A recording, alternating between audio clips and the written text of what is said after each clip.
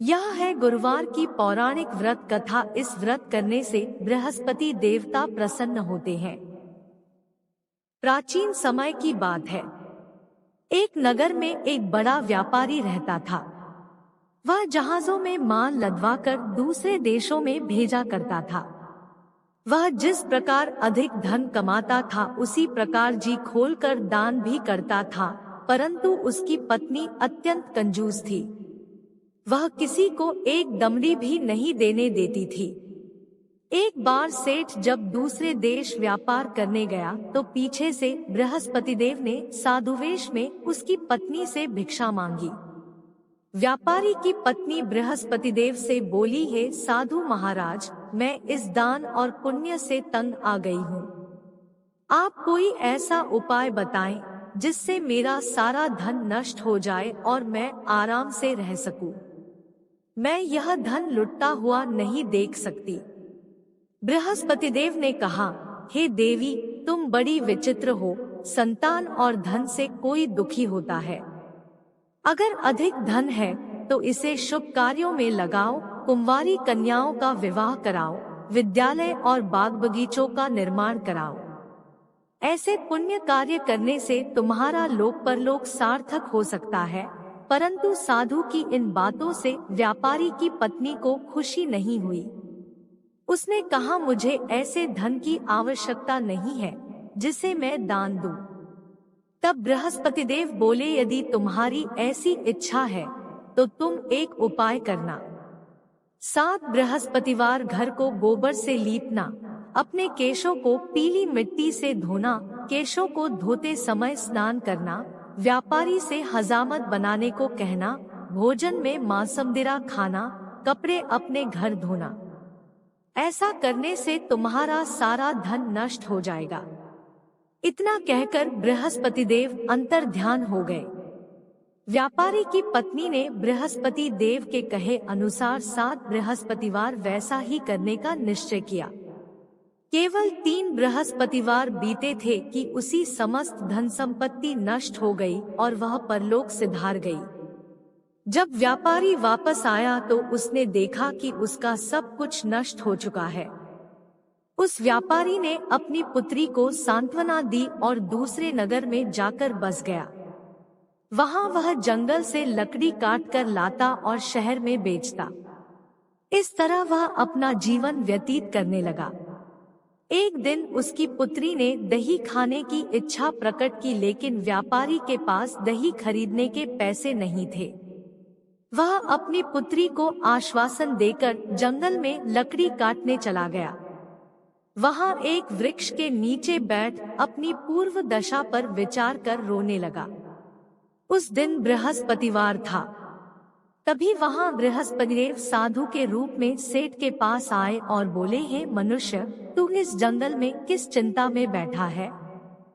तब व्यापारी बोला, हे महाराज, आप सब कुछ जानते हैं। इतना कहकर व्यापारी अपनी कहानी सुनाकर रो पड़ा। बृहस्पतिदेव बोले, देखो बेटा, तुम्हारी पत्नी ने बृहस्पति देव का अपमान किया था, इसी कारण तुम्हारा यह हाल हुआ है। लेकिन अब तुम किसी प्रकार की चिंता मत करो। तुम गुरुवार के दिन बृहस्पति देव का पाठ करो। 2 पैसे के चने और गुड़ को लेकर जल के लोटे में शक्कर डालकर वह अमृत और प्रसाद अपने परिवार के सदस्यों और कथा सुनने वालों में बांट दो। स्वयं भी प्रसाद और चरणामृत लो।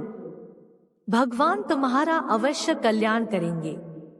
साधु की बात सुनकर व्यापारी बोला, महाराज, मुझे तो इतना भी नहीं बचता कि मैं अपनी पुत्री को दही लाकर दे सकूं। इस पर साधु जी बोले, तुम लकड़ियां शहर में बेचने जाना, तुम्हें लकड़ियों के दाम पहले से चौगुने मिलेंगे, जिससे तुम्हारे सारे कार्य सिद्ध हो जाएंगे।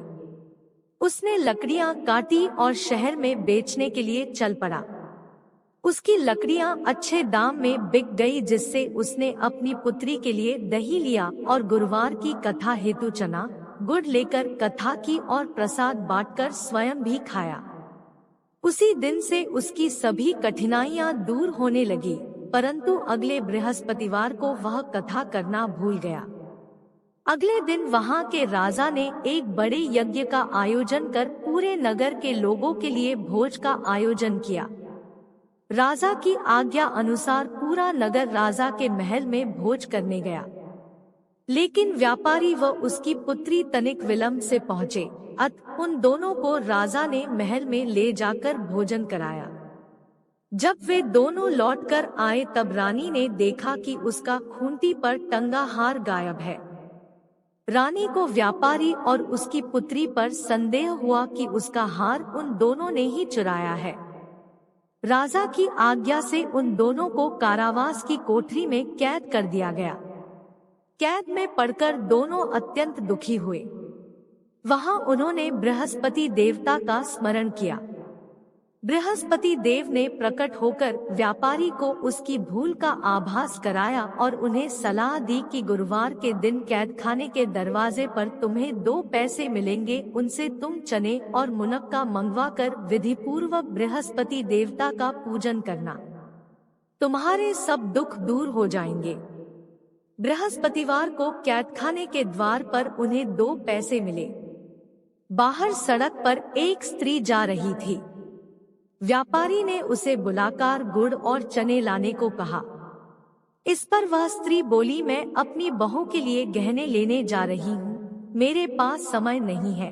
इतना कहकर वह चली गई। थोड़ी देर बाद वहां से एक और स्त्री निकली। व्यापारी ने उसे बुलाकर कहा कि हे बहन, मुझे बृहस्पतिवार की कथा करनी है, तुम मुझे 2 पैसे का गुड़चना ला दो। बृहस्पति देव का नाम सुनकर वह स्त्री बोली, भाई मैं तुम्हें अभी गुड़चना लाकर देती हूँ। मेरा इकलौता पुत्र मर गया है, मैं उसके लिए कफन लेने जा रही थी, लेकिन मैं पहले तुम्हारा काम करूँगी, उसके बाद अपने पुत्र के लिए कफन लाऊंगी। वह स्त्री बाजार से व्यापारी के लिए गुड़चना ले आई और स्वयं भी बृहस्पति देव की कथा सुनी। कथा के समाप्त होने पर वह स्त्री कफन लेकर अपने घर गई।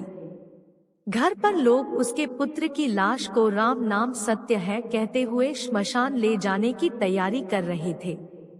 स्त्री बोली, मुझे अपने लड़के का मुख देख लेने दो। अपने पुत्र का मुख देखकर उस स्त्री ने उसके मुंह में प्रसाद और चरणामृत डाला। प्रसाद और चरणामृत के प्रभाव से वह पुनः जीवित हो गया। पहली स्त्री जिसने बृहस्पति देव का निरादर किया था, वह जब अपने पुत्र के विवाह हेतु पुत्रवधू के लिए गहने लेकर लौटी और जैसे ही उसका पुत्र घोड़ी पर बैठकर निकला, वैसे ही घोड़ी ने ऐसी उछाल मारी कि वह घोड़ी से गिरकर मर गया। यह देख स्त्री रो रो कर बृहस्पति देव से क्षमा याचना करने लगी।